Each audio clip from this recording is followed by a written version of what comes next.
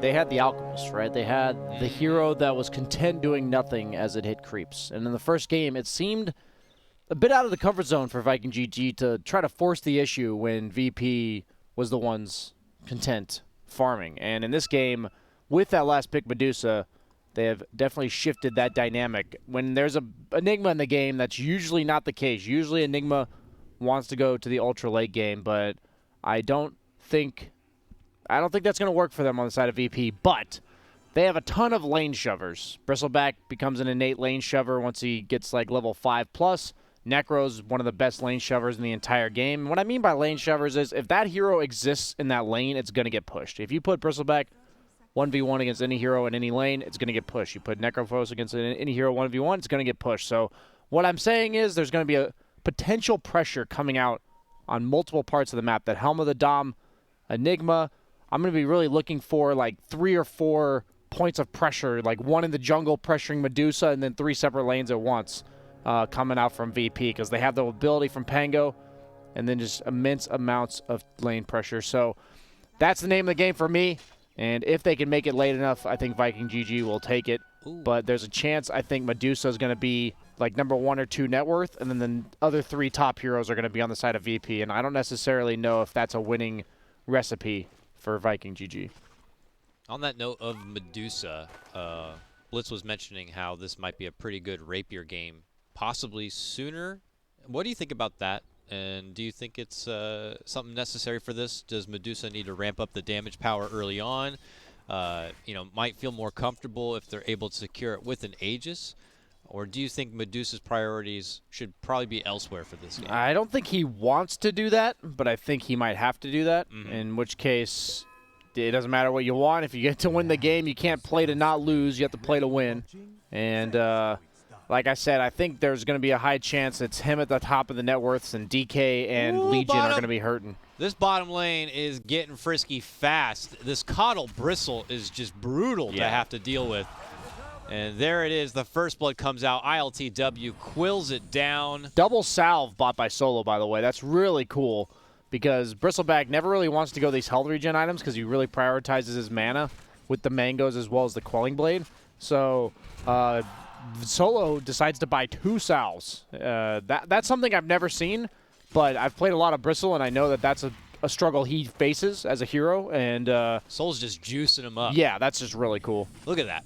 You want some blue bar? There you go. Want some green bar? I got the salve. Yep. Yeah, amazing. So we'll see how much that will develop in that bottom lane and juice up the Bristleback even further. The top lane, though, Shad slithering away. Rezo's Pango. This is a disaster if he dies here. Oh dances on, gets it done, and hits him with the ult chat. Rezo's Pango is really becoming something special through this league. We saw that double Rampage play the other day, and already off to a nice start here.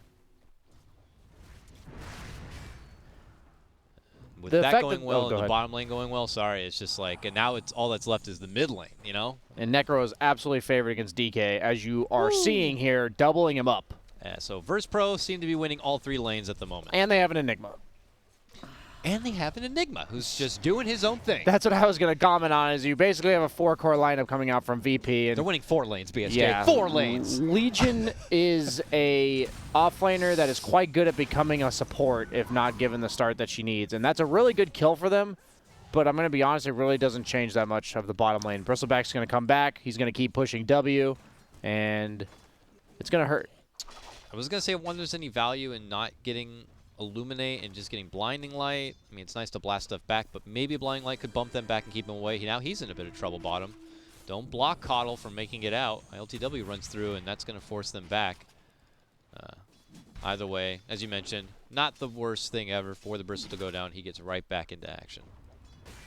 Certain lanes just change the dynamic of the lane, or certain kills, excuse me, as we see Solo good and getting got on bottom, but he can just amp up the Quill Spray if he gets his chakra off. Ooh. He does get it off, but he decides to go for the Illuminate. Yeah, this is what I mean by it doesn't change the dynamic. Some kills make it so like when you come back, you're more likely to die again, and the lane's worse for wear. But in this case, oh my goodness, it does not change for Bristle as Necro is just running at Boom, and gotta be careful with that courier. Okay, he's gonna walk it to the side.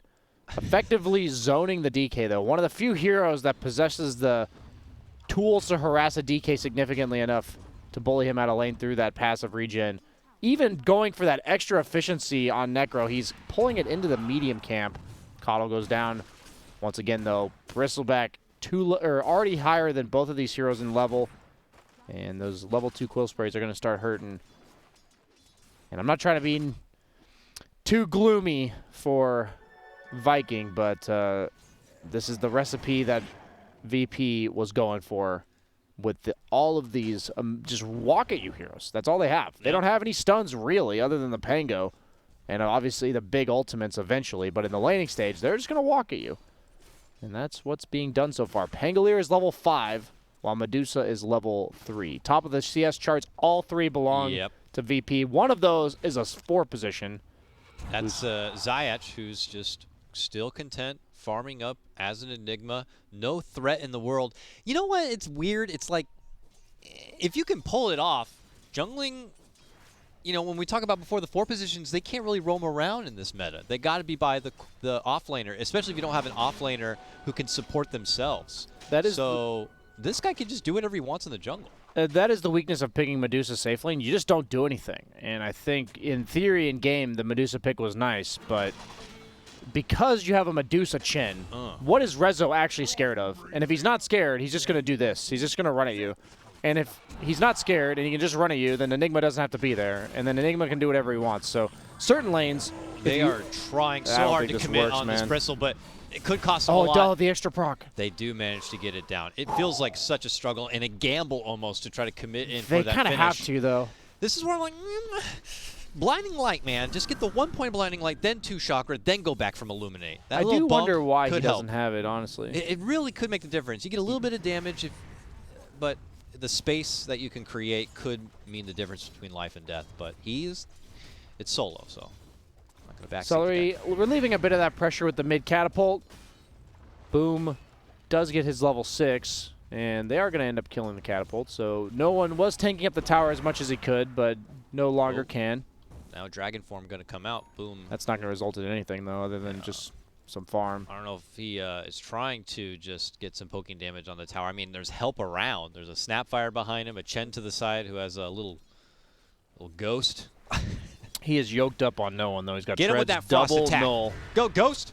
Is this going to work? The cookie. They need more. Oh, Rezo showed up, and he is swole. And they quickly knock down 2. No one will live on. And this has got to feel real bad for Viking GG. As their first proper rotation, and it looks like everybody who was involved is going to pay the price for it. I'll get your courier, though. No, you will not, sir. Rezo takes the double. Oof.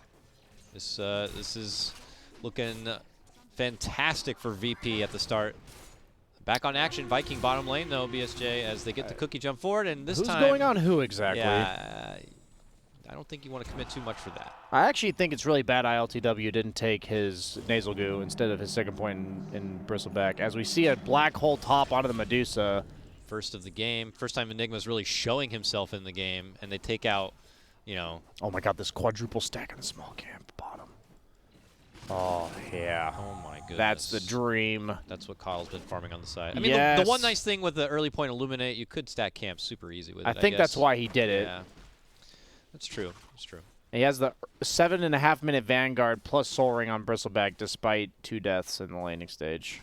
That says a lot about the state of the game. I honestly don't know if Viking GG can kill enough heroes to get back into this bottom game. At least. They saw Bristle head out the other direction. He might just die on Toby.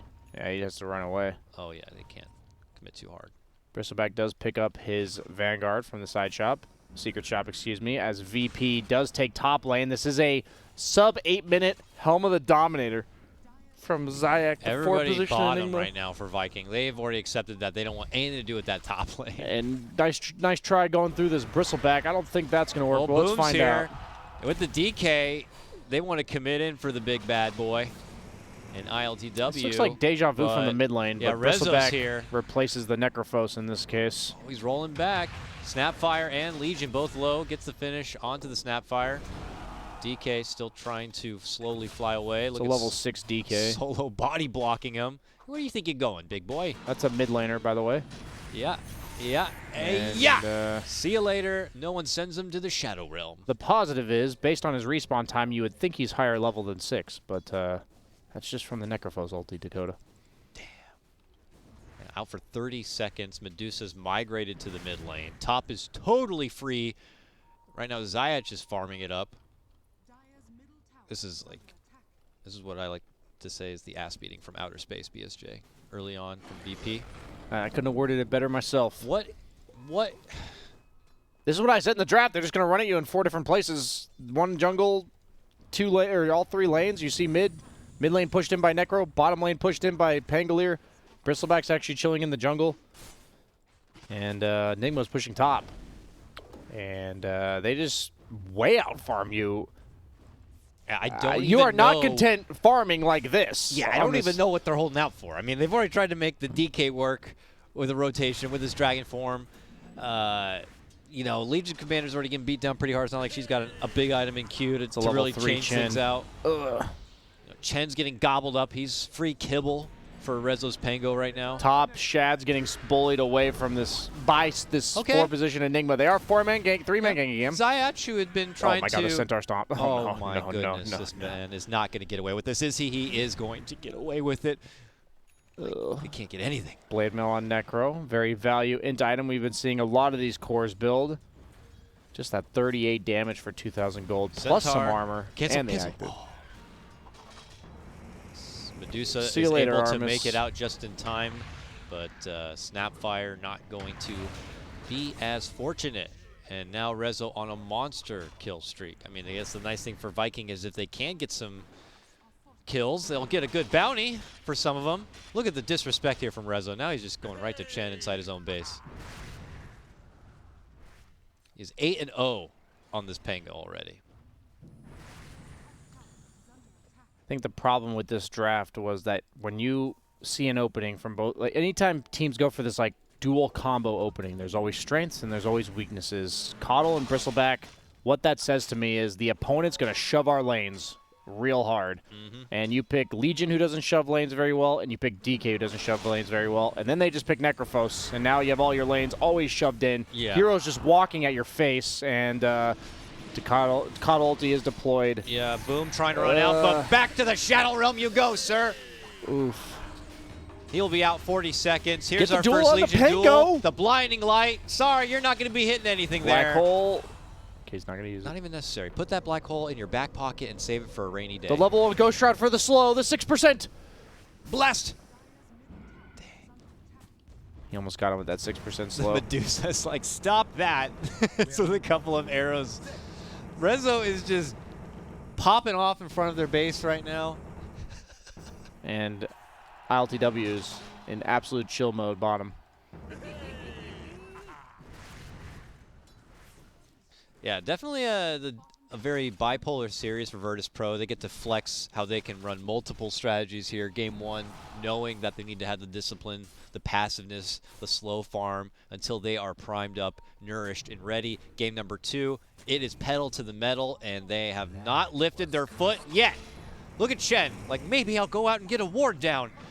Yeah, right, you doe-eyed son of a gun. Here comes Rezo rolling right over your ass. Rolls up, gets Medusa and Boom as well. Viking are just getting corralled indoors.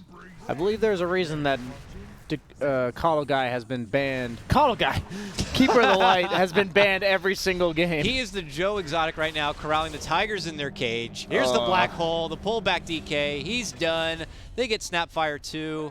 They gotta call it, and GG they do. at 13 minutes. Virtus.pro put on one of the biggest clinics I think we've seen in this league in game number 2. This first series is over. 19-3